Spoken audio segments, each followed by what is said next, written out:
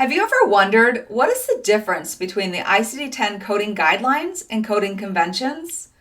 Today's ICD-10 quick coding tip will explain the difference between the coding conventions and guidelines and explain how to handle situations where the guidelines and coding conventions give conflicting direction. My name is Claire and I'm an inpatient coding auditor and educator.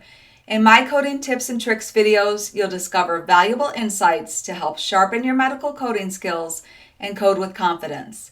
If that sounds like something that would be helpful to you, please consider hitting that subscribe button so that you can be notified whenever I release new content. The ICD-10-CM manual contains official guidelines for coding and reporting. The guidelines contain coding conventions, general coding guidelines, and chapter-specific guidelines. The conventions are a set of rules for use of the classification independent of the general or chapter-specific guidelines. The conventions are also incorporated within the alphabetic index and tabular list of the ICD-10 as instructional notes. The general guidelines are a set of rules and instructions for using the classification that are applicable to all of the chapters within the classification.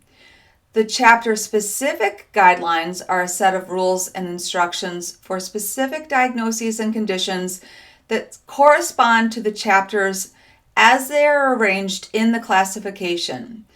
The conventions, general guidelines, and chapter-specific guidelines are applicable to all healthcare settings unless otherwise indicated. Before you even begin to learn the conventions and guidelines, there is an important concept that you will need to understand, and that is that the conventions and instructions of the classification take precedence over the guidelines. This means that if there is ever a circumstance where the guidelines give instructions that are different than what the instructions within the alphabetic index or tabular list give, the instructions within the alphabetic index or tabular list should be followed instead of the guideline. Let's take a look at an example. In this scenario, a patient with known lung cancer is admitted for treatment of a malignant pleural effusion, which is a common complication of lung cancer. During the admission, thoracentesis is performed to drain the effusion and there's no treatment for the lung cancer. We will assign codes for both the malignant pleural effusion and for the lung cancer, but how should we sequence them?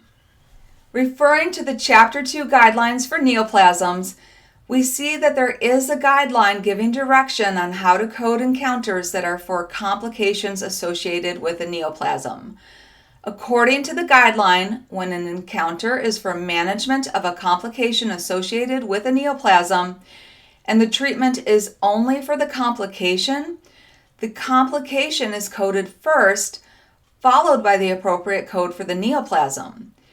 In our scenario, only the complication of malignant pleural effusion was treated during the admission. According to the guidelines, this would suggest that the malignant pleural effusion should be sequenced first.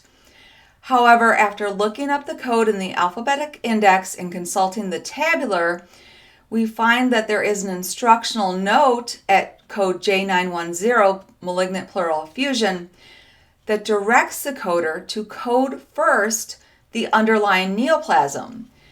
This instruction to code the underlying neoplasm first contradicts the guideline that states the complication should be sequenced before the malignancy if the care is solely for the complication. Despite the conflict, the guidelines provide clear direction on what to do in a situation like this. According to the guidelines, the conventions and instructions of the classification take precedence over the guidelines. So we're going to follow the instructional note found at code J910 instead of the guideline and sequence the lung cancer before the malignant pleural effusion. So that's it for today's quick tip. I really hope that this video was helpful for you. If it was, please give it a thumbs up, and if there's any topics that you would like me to cover in the future, just leave a comment below and I'll add them to my list. Thanks for watching, and until next time, happy coding.